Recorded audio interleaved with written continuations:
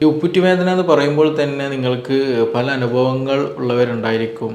നമ്മുടെ വീട്ടിൽ ഇതേ പ്രശ്നമുള്ളവരൊക്കെ ഉണ്ടായിരിക്കും. ആൻഡ് ഓഫ് നേച്ചർ പനി, ഭയങ്കര ക്ഷീണം, പിന്നെ അതുപോലെ മറ്റു ജോയിൻറ്റുകളിൽ നല്ല കൈകാലുകളിൽ വേദന, മസ്കുലാർ പെയിന്, കൈയും കാലും എപ്പോഴും വേദന, നല്ല ക്ഷീണത്തിലിരിക്കുക, അങ്ങനെയുള്ള പല ബുദ്ധിമുട്ടുകളുണ്ടാവും. അല്ലാണ്ട് നമ്മൾ ഈ ഉപ്പുറ്റി വേദനയ്ക്ക് വേണ്ടിയിട്ട് എന്ത് ചെയ്യുക, ഈ ചൂട് പിടിക്കുക അല്ലെങ്കിൽ ഇങ്ങനെയുള്ള ഇഷ്യൂസ് നോക്കിയിട്ടുണ്ടെങ്കിൽ അത് പെയിന് കൂടാനുള്ള സാധ്യത വളരെ കൂടുതലാണ്.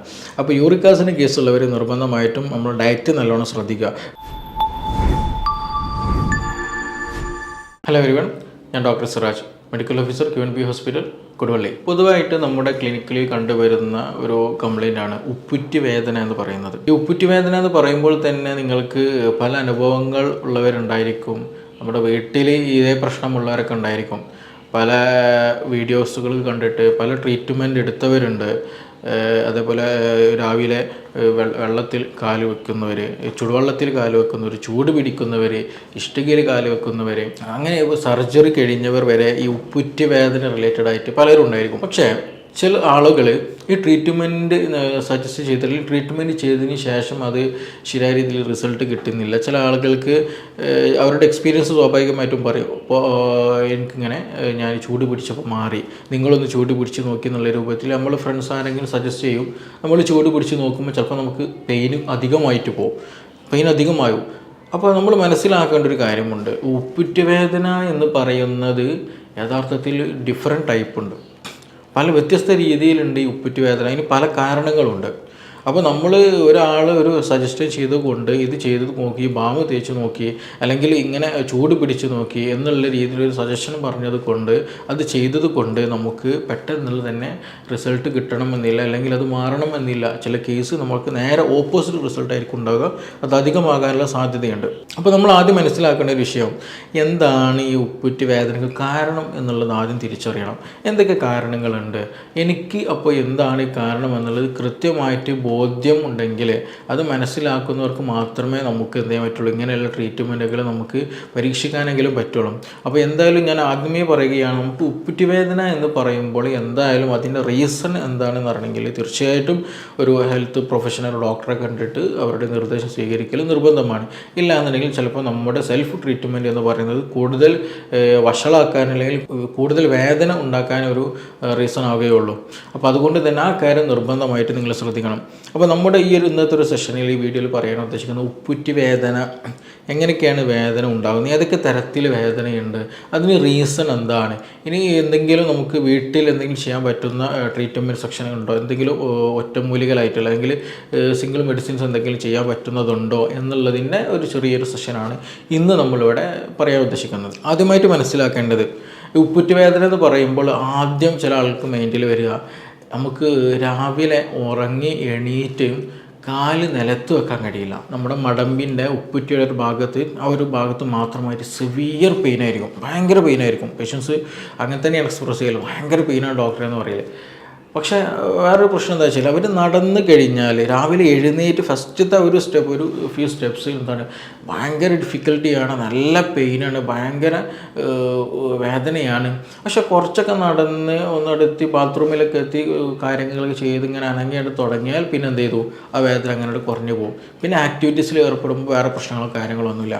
പക്ഷെ പിന്നീട് എന്തെങ്കിലും ഒരു 5 മിനിറ്റ് റെസ്റ്റ് എടുക്കുക, അല്ലെങ്കിൽ ഒന്ന് കിടന്ന് എന്നിട്ട് കുറച്ച് നേരം ഒന്ന് ചെയറിൽ ഇങ്ങനെ കാല് പൊന്തിച്ച് ഇരുന്ന് അങ്ങനെ കുറച്ച് നേരം റെസ്റ്റിലെടുത്ത് കഴിഞ്ഞതിന് ശേഷം പിന്നീടൊന്ന് മൂവ് ചെയ്യുമ്പോൾ അതേ പ്രശ്നം വീണ്ടും തുടങ്ങുക. ഇങ്ങനെ ചില ആളുകൾക്ക് നമുക്ക് കാണാൻ കഴിയും. ചില കേസുകളിൽ നടക്കുമ്പോൾ എന്ത് ചെയ്യും, വേദന കൂടും. റെസ്റ്റിലിരിക്കുന്ന സമയത്ത് എന്തെങ്കിലും വേദനയില്ല, പക്ഷെ നടന്നു കഴിഞ്ഞാൽ വേദന കൂടും. എത്രത്തോളം നടത്തം കൂടുന്നു അത്രത്തോളം വേദന കൂടും. അപ്പോൾ ചുരുക്കി പറഞ്ഞാൽ ഇങ്ങനെ ഡിഫറെൻറ്റ് മോഡിൽ എന്ത് ചെയ്യണം, വേദന പല ആളുകൾക്കുണ്ടാകും. അപ്പോൾ അതുകൊണ്ട് തന്നെ നേരത്തെ പറഞ്ഞ പോലെ എല്ലാവർക്കും നമ്മൾ ഈ പറഞ്ഞ പോലെ ചൂട് പിടിച്ചാലോ അല്ലെങ്കിൽ ഇഷ്ടികമോ കാല് വെച്ചാലോ ചെരുപ്പിടാൻ നടന്നാലോ ഒന്നും എന്തില്ല പെട്ടെന്ന് മാറണം എന്നില്ല. ചിലത് ഈ പറഞ്ഞതുപോലെ എന്ത് ചെയ്യും, അധികരിക്കാനുള്ള സാധ്യത വളരെ കൂടുതലാണ്. അപ്പോൾ അതിന് റീസൺ എന്താണെന്ന് നോക്കണം. ഇതിന് ആദ്യം മറ്റും മനസ്സിലാക്കേണ്ട റീസൺസിൽ ഒന്ന് നമുക്കറിയാം, ആ ഭാഗത്തുള്ള കാൽക്കേനിയസ് എന്നുള്ള പറയുന്നൊരു ബോണുണ്ട്. അതിന് ചെറിയൊരു ഓവർ ഗ്രോത്ത് എന്ത് ചെയ്യും, ഉണ്ടാകും. അമിതമായിട്ട് എല്ല് വളർച്ച ക്ലിനിക്കലിൽ നോർമൽ ഭാഷയിൽ പറയുന്നത് അമിതമായിട്ട് പേഷ്യൻസിനോട് പറയും, അമിതമായിട്ട് നിങ്ങളെ ചെറിയൊരു എല്ല് ചെറുതായിട്ടൊന്നും ഇങ്ങനെ വളരുന്നുണ്ട്. അപ്പോൾ എന്ത് ചെയ്യും, അതിൻ്റെ ഭാഗത്തുള്ള ഒരു ചെറിയൊരു ലെയറുണ്ട്, ഒരു പ്രൊട്ടക്ഷൻ ലെയറുണ്ട്. ഫേഷ്യ. അപ്പോൾ അതിമെന്ത് ചെയ്യുന്നുണ്ട്, അമിതമായിട്ട് വളരുന്ന ആ ഒരു എല്ലാ വളർച്ച എന്ത് ചെയ്യും, ഈ ലെയർമ് കൊണ്ടിട്ട് ഇങ്ങനെ ഒരു ഡാമേജ് ഉണ്ടാക്കും, ഒരു പ്രഷർ ഉണ്ടാക്കും അല്ലേ. ആ പ്രഷർ ഉണ്ടാക്കുമ്പോൾ അവിടെ ചെറിയൊരു ഇൻഫ്ലമേഷന്, അവിടെ മറ്റ് ഇൻഫ്ലമേറ്ററി സൈൻസും കാര്യങ്ങളൊക്കെ ഉണ്ടാകും, ചെറിയ നീർക്കെട്ട് വരും, നല്ല സിവിയർ പെയിൻ ഉണ്ടായിരിക്കും. അവർക്ക് എപ്പോഴും കൂടുതലായിട്ട് നടക്കുമ്പോഴൊക്കെ നല്ല സിവിയർ പെയിൻ ഉണ്ടായിരിക്കും. അത് നമുക്ക് എക്സ്റേ എടുത്താൽ പെട്ടെന്ന് മനസ്സിലാക്കാൻ കഴിയും അതിൻ്റെ ഒരു വളർച്ച എന്നുള്ളത്. അങ്ങനത്തെ കേസൊക്കെ നിർബന്ധമായിട്ട് നമ്മൾ സിവിയർ പെയിൻ ഉണ്ടെങ്കിൽ ചെറിയ തെറാപ്പികളും കാര്യങ്ങളൊക്കെ ചെയ്ത് അഡ്ജസ്റ്റ് ചെയ്യാം. പക്ഷെ അത് വീണ്ടും സിവിയാരിറ്റി കൂടുന്നുണ്ടെങ്കിൽ തീർച്ചയായിട്ടും നമ്മളൊരു ഓർത്തോപെഡിക്സ് ഡോക്ടറെ കണ്ടിട്ട് ഒരു സർജറി, ചെറിയൊരു മൈനർ സർജറി ചെയ്താൽ അമിതമായിട്ടുള്ള ആ എല്ലിൻ്റെ ഗ്രോത്ത് കാരണമാണ് പെയിൻ വരുന്നത്. അപ്പോൾ അതുകൊണ്ട് തന്നെ അതിനുള്ള റീസൺ ഒഴിവാക്കി കഴിഞ്ഞാൽ അത് ഹീലാവുന്നേ, പെട്ടെന്ന് മാറുന്നേ ഉള്ളൂ. പിന്നെ മറ്റൊരു വിഭാഗമുണ്ട്, ചില കേസുകൾ നമുക്ക് വേദന വരാനുള്ള റീസൺ എന്ന് പറയും യൂറിക് ആസിഡിൻ്റെ കേസുകളുണ്ട്. യൂറിക് ആസിഡ് മെറ്റബോളിക് ഡിസോർഡർ, നമുക്കൊക്കെ പരിചയമുള്ളൊരു വേർഡാണ് യൂറിക് ആസിഡ് എന്ന് പറയുന്നത്. നമ്മുടെ പ്രോട്ടീൻ മെറ്റബോളിസത്തിൻ്റെ ഒരു ബൈ പ്രൊഡക്റ്റ് ആയിട്ട് വരുന്ന, ഇപ്പോൾ യൂറിക് ആസിഡിൻ്റെ പ്രസൻസിൽ കാരണമായിട്ട് അല്ലെങ്കിൽ അതിൻ്റെ അമിതമായിട്ടുള്ള പ്രസൻസ് നമ്മുടെ ബോഡിയിൽ വരുമ്പോൾ ഈ പറഞ്ഞ വലിയ ജോയിൻറ്റുകളിൽ, കാൽമുട്ട് ജോയിൻറ്റുകളിലൊക്കെ എന്ത് ചെയ്യും, യൂറിക് ആസിഡിൻ്റെ ഡെപ്പോസിറ്റ് ഉണ്ടായിരിക്കും. അതേപോലെ നമ്മുടെ ഈ അങ്ങനെയുള്ള പേഷ്യൻസിന് എന്താറുണ്ട്, യൂറിക് ആസിഡിൻ്റെ ഇഷ്യൂസ് ഉള്ളവർക്കും ഈ ഉപ്പുറ്റിയുടെ വേദന ഉണ്ടാകാറുണ്ട്. രാവിലെ എഴുന്നേൽക്കുന്ന സമയത്ത് പ്രത്യേകിച്ച് ഉണ്ടാകും. അത് എക്സ്ട്രാ വർക്ക് ചെയ്യുന്ന സമയത്തും കൂടുതലായിട്ട് കാണുന്നുണ്ട്. അപ്പോൾ യൂറിക് ആസിഡിൻ്റെ ഇഷ്യൂ ഉള്ളവർക്ക് ഇതേപോലെ ഉപ്പുറ്റിക്ക് വേദന ഉണ്ടെങ്കിൽ തീർച്ചയായിട്ടും കോറിലേറ്റ് ചെയ്യേണ്ട ഒരു മേഖലയാണ് ഇത് യൂറിക് ആസിഡ് കൊണ്ട് വന്നതാണോ എന്നുള്ള ഒരു കൺഫ്യൂഷൻ, അല്ലെങ്കിൽ അങ്ങനെ ഒരു തോട്ട്സ് അവിടെ നിർബന്ധമായിട്ടും നമുക്ക് വേണം. അപ്പോൾ യൂറിക് ആസിഡ് ഉള്ളവർ നിർബന്ധമായിട്ട് ചിന്തിക്കുക വേണം, എനിക്കിങ്ങനെ ഉണ്ടോ ഇല്ല വരുന്നുണ്ടോ എന്നുള്ളത് നമ്മൾ നിർബന്ധമായിട്ട് ശ്രദ്ധിക്കേണ്ട ഒരു കാര്യം കൂടിയാണ്. അപ്പോൾ യൂറിക് ആസിഡ് കാരണമായിട്ട് എന്ത് ചെയ്യും, ഈ വേദന ഉണ്ടാകുമെന്നുള്ളത് നമ്മൾ മനസ്സിലാക്കുക.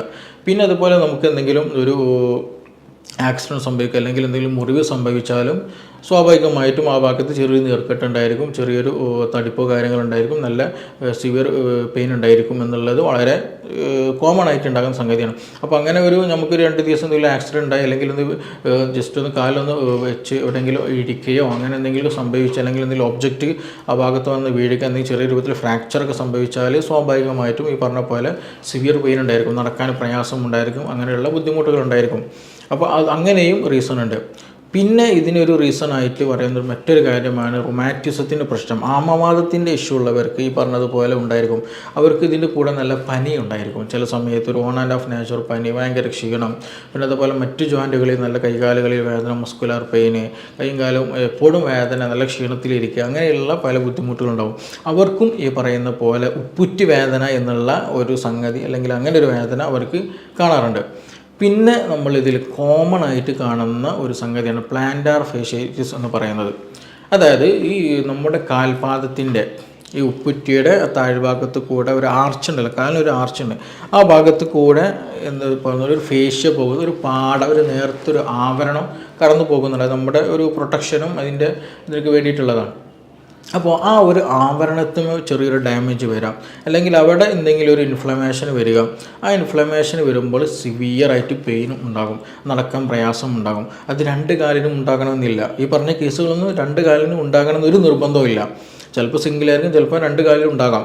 അപ്പോൾ പ്ലാന്റാർ ഫേഷ്യാറ്റിസ് എന്ന് പറയുമ്പോൾ ഈ പറയുന്ന ഒരു നേർത്ത ആവരണം, ആ ഒരു പാട പോലെയുള്ള സ്ട്രക്ചറിന് ചെറിയൊരു ഇൻഫ്ലമേഷൻ, അവിടെ ചെറിയൊരു നീർക്കെട്ട് പോലെയൊക്കെ വരുമ്പോൾ നല്ല സിവിയർ പെയിൻ ഉണ്ടായിരിക്കും. അങ്ങനെയുള്ള കേസുകളിൽ എന്തായിരിക്കും, രാവിലെ എഴുന്നേൽക്കുന്ന സമയത്ത് നല്ല സിവിയർ പെയിൻ ഉണ്ടായിരിക്കും, നല്ല വേദന ഉണ്ടായിരിക്കും, ഭയങ്കര വേദന ആയിരിക്കും. പിന്നീട് കുറച്ചങ്ങോട്ട് മുമ്പ് ചെയ്ത് കഴിഞ്ഞാൽ വേദന കുറഞ്ഞു വരുന്നതായിട്ട് നമുക്ക് കാണാൻ കഴിയും.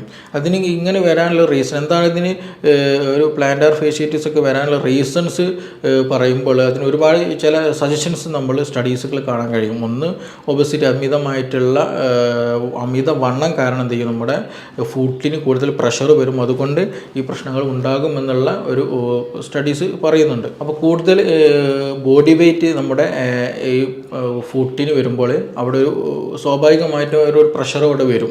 അപ്പോൾ അതുകൊണ്ട് ആ ഫേഷ്യക്ക് ചെറിയൊരു ഡാമേജ് വരും, ഇൻഫ്ലമേഷൻ വരും, നല്ല പെയിൻ വരും. ഒന്ന് അത്. 2 നമ്മൾ പറയുന്നത് കൂടുതലായിട്ട് വർക്ക് ചെയ്യുക, കൂടുതൽ നിൽക്കുക, അല്ലെങ്കിൽ കൂടുതൽ റണ്ണിങ് ചെയ്യുക, അല്ലെങ്കിൽ കൂടുതൽ ജമ്പിങ് ചെയ്യുക, അങ്ങനെ എന്തെങ്കിലും ഒരു ആക്ടിവിറ്റീസ് കൂടുതലായിട്ട് ചെയ്യുന്നവർ അവർക്കും എന്ത് ചെയ്യും, ഇങ്ങനെയുള്ള വേദന അല്ലെങ്കിൽ ഈ പ്ലാന്റാർ ഫേഷ്യാറ്റിസ് എന്നുള്ള ഫേഷ്യക്ക് ആവരണത്തിന് ചെറിയൊരു കേടുപാടുകൾ വരും, നല്ല സിവിയർ പെയിന് വരും. അങ്ങനെയുള്ളവർക്കും ഈ ബുദ്ധിമുട്ട് അല്ലെങ്കിൽ ഈ പ്രശ്നം ഉണ്ടാകുന്നത് കണ്ടിട്ടുണ്ട്. പിന്നെ അതുപോലെ മറ്റുള്ളതെന്ന് വെച്ചാൽ നമ്മൾ ഉപയോഗിക്കുന്ന ചെരുപ്പ് വളരെ ഇമ്പോർട്ടൻ്റാണ്. ഇതാണ് നമ്മൾ ക്ലിനിക്കിൽ നമുക്ക് മനസ്സിലാക്കാം. നമ്മൾ ഉപയോഗിക്കുന്ന ചെരുപ്പ് വളരെ ഇമ്പോർട്ടൻ്റ്. കാരണം നമ്മുടെ ബോഡി ബാലൻസ് ചെയ്ത് നിൽക്കണമെന്നുണ്ടെങ്കിൽ, ശരിയായ രീതിയിൽ പൊസിഷനിൽ നമ്മൾ നിൽക്കണമെന്നുണ്ടെങ്കിൽ, നമ്മുടെ ഈ കർവ്, നമ്മുടെ കാലിൻ്റെ അടിയിൽ ഒരു പ്രത്യേക ഒരു ഷേപ്പുണ്ട്, ഒരു കർവേച്ചർ നമുക്ക് കാണാൻ കഴിയും.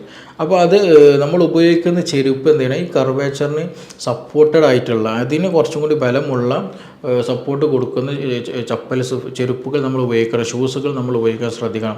അല്ലാണ്ട് നമ്മൾ വെറും ഒരു ലുക്ക് കണ്ടിട്ട് അല്ലെങ്കിൽ ഒരു ട്രെൻഡിന് കൂടെ നമ്മൾ നമ്മുടെ ലൈഫ് സ്റ്റൈൽ നീങ്ങിക്കഴിഞ്ഞാൽ നമുക്ക് സ്വാഭാവികമായിട്ട് അസുഖം വരും. അപ്പോൾ നമ്മൾ ഉപയോഗിക്കുന്ന ചെരുപ്പുകളൊക്കെ എന്ത് ചെയ്യണം, നമ്മൾ അതിൻ്റെ നമ്മുടെ സോളിന് ഒക്കെ എന്ത് ചെയ്യണം, നമ്മുടെ ആ ഒരു കർവേച്ചർ സപ്പോർട്ടഡ് ആയിട്ടുള്ള ഒരു ചെരുപ്പുകളും ഷൂസാണ് നമ്മൾ ഉപയോഗിക്കേണ്ടത്. അങ്ങനെ വരുമ്പോഴും അതല്ലെങ്കിൽ ഈ വേദന വരാനുള്ള ചാൻസസ് ഉണ്ട്. അങ്ങനെയും ചില പഠനങ്ങൾ പറയുന്നുണ്ട്. പിന്നെ ഇതാണ് ഏറ്റവും കൂടുതൽ റീസൺ ആയിട്ട് നമുക്ക് വരുന്ന ഒരു കംപ്ലയിൻറ്റ് എന്ന് പറയുന്നത്. പിന്നെ ഒന്ന് പറയുന്നത് നമ്മുടെ അക്ലിസ് ടെൻഡൺ എന്നുള്ളൊരു ടെൻഡൺ ഉണ്ട്. അതായത് നമുക്കൊക്കെ അറിയാം, നമ്മുടെ കാഫ് മസിലല്ലേ, നമ്മുടെ കാല് ലോവർ ലെഗിൻ്റെ മുട്ടിന് താഴെയുള്ള ഭാഗത്ത് ബാക്കിൽ നല്ല മസിലുണ്ടല്ലോ, നമ്മൾ മസിൽ കയറുക എന്ന് പറയുന്നൊരു മസിലുണ്ടല്ലോ, ആ മസിൽ ഇവിടുന്ന് താഴോട്ട്, അതായത് നമ്മുടെ കാലിൻ്റെ ഉപ്പുറ്റിയുടെ ഭാഗത്തേക്ക്, മടമ്പിൻ്റെ ഞെരിയാണിയുടെ ആ ഒരു ഭാഗത്തേക്കൊക്കെ ആയിട്ട് ബാക്ക് സൈഡിലൂടെ ഒരു ടെൻഡൺ പോകുന്നുണ്ട്, അക്ലിസ് ടെൻഡൺ. അപ്പോൾ അതിന് ചെറിയൊരു കംപ്ലയിൻറ്റ് വന്നാൽ, അതിനൊരു ചെറിയൊരു പിടുത്തം, ആ മസിലിനൊക്കെ ഒരു പിടുത്തം വന്നാൽ എന്ത് ചെയ്യും, ആ ടെൻഡൺ അറ്റാച്ച് ചെയ്തത് ഈ കാൽക്കേനിയസ് അല്ലെങ്കിൽ ഉപ്പുറ്റിയുടെ എൻഡിങ് ആ ഒരു ഭാഗത്താണ്.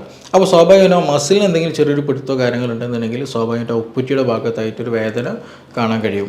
അപ്പോൾ അങ്ങനെയും എന്ത് ചെയ്യും, സ്പോർട്സ് ഇഞ്ചുറികൾ കൂടുതലായിട്ട് കോമൺ ആയിട്ട് കാണുന്ന ഒരു സംഗതിയാണ്. അപ്പോൾ അങ്ങനെയും ചില ആളുകൾക്ക് എന്ത് ചെയ്യും, ആ ഒരു ടെൻഡൻ്റെ എന്തെങ്കിലും ഒരു പ്രശ്നം കാരണം, കംപ്ലയിൻറ്റ്സ് കാരണമായിട്ട് ഉപ്പുറ്റി വേദന കാണാറുണ്ട്. അപ്പോൾ കോമൺ ആയിട്ട് ഞാൻ ആദ്യം പറഞ്ഞു, ഉപ്പുറ്റി വേദന എന്ന് പറയലോട് കൂട്ടിയിട്ട് നമ്മൾ ഒരിക്കലും എന്ത് ചെയ്യുക, അതൊരു സിംഗിൾ കാറ്റഗറിയിലേക്ക് കോൺസെൻട്രേറ്റ് ചെയ്യരുത്. ഇങ്ങനെയുള്ള ഒരുപാട് കാരണങ്ങൾ അതിൻ്റെ പിന്നിലുണ്ട് എന്നുള്ളത് നമ്മൾ ആദ്യം മനസ്സിലാക്കണം. അപ്പോൾ അത് മനസ്സിലാക്കണം എന്നുണ്ടെങ്കിൽ തീർച്ചയായിട്ടും ഒരു പ്രൊഫഷണൽ ഡോക്ടറെ കണ്ടിട്ട് എന്താണിത്, എല്ലിൻ്റെ വളർച്ചയാണോ, അല്ലെങ്കിൽ യൂറിക് ആസിഡിൻ്റെ പ്രശ്നമാണോ, ആമവാദത്തിൻ്റെ പ്രശ്നമാണോ, ഇനി അതല്ല ഞാൻ എന്തെങ്കിലും ഒബ്ജക്റ്റ് എടുക്കുക, എന്തെങ്കിലും ആക്സിഡൻറ്റ് അല്ലെങ്കിൽ കാലെവിടെയെങ്കിലും വെച്ച് തട്ടിയപ്പോൾ എന്തെങ്കിലും മുറിവ് പറ്റിയോ, അല്ലെങ്കിൽ ഞാനൊരു സ്റ്റെപ്പുമെന്ന് ഇറങ്ങിയപ്പോൾ എന്തെങ്കിലും മുറിവ് പറ്റിയോ, അതിലെന്തെങ്കിലും ചെറിയ ഡാമേജ് വന്നതോ ബോണിന്, അങ്ങനെയുള്ള അതിനുള്ള ചാൻസസ് ഉണ്ട്. അപ്പോൾ ഇതിന് എന്താണ് റീസൺ എന്നുള്ളത് നമ്മൾ നോക്കണം. ചില കേസുകൾ നമ്മൾ ഡോക്ടറോട് എന്തായാലും സ്വാഭാവികമായിട്ട് പേഷ്യൻസിനോട് പറയുന്നത് അത്യാവശ്യം നല്ല തെറാപ്പി, നല്ല മൂവ്മെൻറ്റും കാര്യങ്ങൾ നടത്തണം. ചില കേസുകൾ നമ്മൾ പറയുന്നത് നിങ്ങൾ തെറാപ്പി ചെയ്യരുത്, നിങ്ങൾ റെസ്റ്റ് എടുക്കണം, കൂടുതൽ എക്സസൈസ് ഒന്നും ചെയ്യരുത് എന്ന് പറയും. അപ്പോൾ ഏത് കേസിലാണ് എന്നുള്ളത് നമ്മൾ അറിയണം. ഇല്ല എന്നുണ്ടെങ്കിൽ ചിലപ്പോൾ നമുക്ക് ഓപ്പോസിറ്റ് റിസൾട്ട് ആയിരിക്കും, കൂടുതൽ സിവിയാരിറ്റിയിലേക്ക് പെയിൻ എന്ത് ചെയ്യും നമ്മളെ കൊണ്ടുപോവുകയുള്ളൂ. അപ്പോൾ അതുകൊണ്ട് തന്നെ ഇങ്ങനെയുള്ള ഇഷ്യൂസ് കാര്യങ്ങളുണ്ടെങ്കിൽ നിർബന്ധമായിട്ട് ഒരു ഡോക്ടറെ കാണുക. ഇത് കോമൺ ആയിട്ട് നമ്മുടെ ക്ലിനിക്കിൽ വരുന്ന കേസുകളാണ്. ഇത് അത്ര വലിയ സിവിയാരിറ്റി ഉള്ള പ്രോബ്ലം ഇല്ല, പക്ഷേ ഈ ഒരു സിംറ്റം കാരണം, ഈ ഒരു വേദന കാരണം നമ്മുടെ ഡെയിലി ലൈഫിനെ നല്ലോണം ബാധിക്കും. അത് മിക്ക ഈ പ്രശ്നങ്ങളും കൂടുതൽ കാണുവരുന്നത് സ്ത്രീകളിലാണ് കൂടുതൽ കാണുവരുന്നത്. അപ്പോൾ അതുകൊണ്ട് തന്നെ അവരുടെ വീട്ടിലെ ഡെയിലി ആക്ടിവിറ്റീസ് നല്ലോണം ബാധിക്കുന്ന ഒരു പെയിനും കൂടെയാണ് ഈ പറഞ്ഞിട്ടുള്ള ഈ ഉപ്പുറ്റി വേദന എന്ന് പറയുന്നത്. അപ്പോൾ ഈ കാര്യങ്ങളൊക്കെയാണ് ഇതിന് കോമൺ ആയിട്ടുള്ളത്. പിന്നെ ഇതിൽ നമുക്ക് സിമ്പിളായിട്ട് ചെയ്യാൻ പറ്റുന്നൊരു മാർഗം, ട്രീറ്റ്മെൻ്റ് ആയിട്ട് ചെയ്യേണ്ടത്, ഒന്ന് ഇത് അറിഞ്ഞിട്ട് അതിനുള്ള മെഡിസിൻസ് കഴിക്കുക എന്നുള്ളതിന് കോമൺ ആയിട്ട് നമ്മളൊക്കെ എല്ലാവരും ചെയ്യുന്നൊരു സംഗതി തന്നെയാണ്. പിന്നെ ഒന്ന് ശ്രദ്ധിക്കേണ്ടത് ഈ പ്ലാന്റാർ ഫേഷ്യേറ്റീസ്, ഞാൻ പറഞ്ഞല്ലോ, നമ്മൾ രാവിലെ എഴുന്നേൽക്കുന്ന സമയത്തൊരു വേദന, യൂറിക് ആസിഡിൻ്റെ പ്രശ്നമില്ല, ആമവാദത്തിൻ്റെ പ്രശ്നമില്ല, വേറെ ബോഡി വെയ്റ്റിൻ്റെ അങ്ങനത്തെ ഇഷ്യൂസ് കാര്യങ്ങളൊന്നുമില്ല, വേറെ ആക്സിഡൻറ്റോ വേറെ എന്തെങ്കിലും സർജറി കഴിഞ്ഞതോ അല്ലെങ്കിൽ ബോണിൻ്റെ ഓവർ ഗ്രോത്തോ അങ്ങനത്തെ കാര്യങ്ങളൊന്നും തന്നെ ഇല്ല. രാവിലെ എഴുന്നേൽക്കുമ്പോൾ സിവിയർ വേദന, നടക്കുമ്പോൾ ചെറിയൊരു പ്രയാസം, നടക്കുമ്പോൾ കുറച്ച് ഈ വേദന കുറഞ്ഞു വരിക, പിന്നീട് ഓക്കെ ആവും, പിന്നെ എഴുന്നേൽക്കുമ്പോൾ വേദന, അങ്ങനെയുള്ള കേസുകളിലൊക്കെ എന്ത് ചെയ്യാം, നമുക്ക് നേരത്തെ പറഞ്ഞ പോലെ ചൂട് പിടിച്ചാൽ അവിടെയുള്ള നീർക്കെട്ടും അവിടെയുള്ള ആ ഒരു കൺജഷനൊക്കെ അവിടെ പോവും. അതിൽ എന്ത് ചെയ്യും, നല്ലൊരു കാംനെസ് നമുക്ക് കിട്ടുകയും ചെയ്യും. പിന്നെ അതേപോലെ തന്നെ ഇനി അതല്ലെങ്കിൽ നല്ല ചെരുപ്പിടാതെ എന്ത് ചെയ്യുക, ചെറിയൊരു മണലിലൂടെ നടക്കുക, ചെറിയ ചരൽക്കല്ലുകളൊക്കെ നടക്കുന്നത് നല്ലൊരു ട്രീറ്റ്മെൻറ്റാണ്. അതേപോലെ ചൂടുള്ള ഇഷ്ടികമേൽ കല്ലുമേലൊക്കെ എന്ത് ചെയ്യുക, നമ്മൾ ഉപ്പിട്ട് കാല് വെക്കുന്നതൊക്കെ നല്ല കംഫർട്ടായിട്ട് നമുക്ക് ഫീൽ ചെയ്യും. പിന്നെ അതിൻ്റെ കൂടെ തന്നെ നമ്മൾ യൂറിക് ആസിഡിന് ഇഷ്യൂ ഉള്ളവർ നിർബന്ധമായിട്ടും യൂറിക് ആസിഡിനുള്ള ട്രീറ്റ്മെൻറ്റ് നോക്കണം. അല്ലാണ്ട് നമ്മൾ ഈ ഉപ്പിറ്റ് വേദനയ്ക്ക് വേണ്ടിയിട്ട് എന്ത് ചെയ്യുക, ഈ ചൂട് പിടിക്കുക അല്ലെങ്കിൽ ഇങ്ങനെ അങ്ങനെയുള്ള ഇഷ്യൂസ് നോക്കിയിട്ടുണ്ടെങ്കിൽ അത് പെയിന് കൂടാനുള്ള സാധ്യത വളരെ കൂടുതലാണ്. അപ്പോൾ യൂറിക് ആസിഡിൻ്റെ കേസുള്ളവർ നിർബന്ധമായിട്ടും നമ്മൾ ഡയറ്റ് നല്ലോണം ശ്രദ്ധിക്കുക. വെജിറ്റബിൾസുകൾ ഫ്രൂട്ട്സുകൾ എന്ത് ചെയ്യാം ഭക്ഷണത്തിൽ നന്നായിട്ട് ഉൾപ്പെടുത്തുക. പിന്നെ റെഡ് മീറ്റുകളൊക്കെ എന്ത് ചെയ്യുക പ്രോട്ടീനുകൾ, പിന്നെ അതുപോലെ ഫിഷ്, ഇതൊക്കെ ഒന്ന് കൺട്രോൾ ചെയ്യുക. നന്നായിട്ട് വെള്ളം കുടിക്കുക തുടങ്ങിയ കാര്യങ്ങൾ എന്ത് ചെയ്യുക ശ്രദ്ധിക്കുക. അതിന് കൂടെ യൂറിക് ആസിഡ് ട്രീറ്റ്മെൻറ്റ് എടുക്കുക. നമ്മൾ മെറ്റബോളിക് ഡിസോർഡറാണ്, നമ്മുടെ മെറ്റബോളിസം പ്രോപ്പർ അല്ല എന്നുണ്ടെങ്കിലാണ് പ്രശ്നങ്ങൾ വരുന്നത്, യൂറിക് ആസിഡിൻ്റെ ഇഷ്യൂസ് ഉണ്ടാകുന്നത്. അപ്പോൾ അതിനുള്ള സെക്ഷൻ വേറെ നോക്കണം. പിന്നെ ഞാൻ നേരത്തെ തുടക്കത്തിൽ പറയുകയാണ്, നമുക്കൊരു ഓവർ വളർച്ച, എല്ലിന് കൂടുതലായിട്ട് ഗ്രോത്ത് വരുന്നതായിട്ട് തോന്നിയാൽ തീർച്ചയായും അതിൻ്റെ ചെറിയ മൈനർ സർജറികളോ മൈനർ ട്രീറ്റ്മെൻറ്റ് അങ്ങനെ എടുക്കണം. അപ്പോൾ ഇങ്ങനെ ഒരു കൃത്യമായിട്ടുള്ളൊരു പ്ലാനിങ് എന്ത് വേണം. നമ്മുടെ ഈ ഒരു ഉപ്പുറ്റ് വേദന എന്ന് പറയുമ്പോൾ അതൊരു സിംഗിൾ ടേമാണ് അല്ലേ. അപ്പോൾ ഒരാൾ ഉപ്പുറ്റ് വേദന എന്ന് പറയുമ്പോൾ അയാളുടെ വേദന സത്യത്തിൽ ഒരു റീസൺ ആയിരിക്കും, വേറെ റീസൺ ആയിരിക്കും. അപ്പോൾ ഒരാൾക്കൊരു വേദന മാറി, ഞാൻ ചൂട് പിടിച്ചപ്പോൾ മാറി എന്ന് പറഞ്ഞത് കൊണ്ട് ബാക്കിയുള്ളവർക്ക് അത് പ്രയോഗിക്കുന്നത് അത്ര നല്ലതല്ല. അപ്പോൾ എന്താണ് വേദനയുടെ റീസൺ എന്നുള്ളത് അറിയൽ നിർബന്ധമാണ്. അപ്പോൾ അതുകൊണ്ട് തന്നെ നമ്മൾ സ്വയം ട്രീറ്റ്മെൻറ്റ് നടത്താതെ ഇത് കോമൺ ആയിട്ട് കണ്ടുവരുന്നതാണ്. നമുക്ക് ക്ലിനിക്കിൽ കോമൺ ആയിട്ടുള്ളൊരു പലരും സംശയം ചോദിക്കുന്നൊരു കേസും കൂടിയാണ്. അപ്പോൾ അതുകൊണ്ട് തന്നെ ഇതുമായി ബന്ധപ്പെട്ട് എന്തെങ്കിലും ഇനി അറിയണമെന്നുണ്ടെങ്കിൽ, ഇതിൻ്റെ മറ്റു വശങ്ങൾ തിരിച്ചറിയണമെന്നുണ്ടെങ്കിൽ, നിങ്ങൾക്ക് ഇതിൻ്റെ കൂടുതൽ വിവരങ്ങൾ ആവശ്യമുണ്ടെങ്കിൽ തീർച്ചയായിട്ടും നിങ്ങൾക്ക് ഈ നമ്പറിൽ ബന്ധപ്പെടാവുന്നതാണ്. നമുക്കിനി മറ്റൊരു വിഷയമായിട്ട് വീണ്ടും കാണാം. Thank you.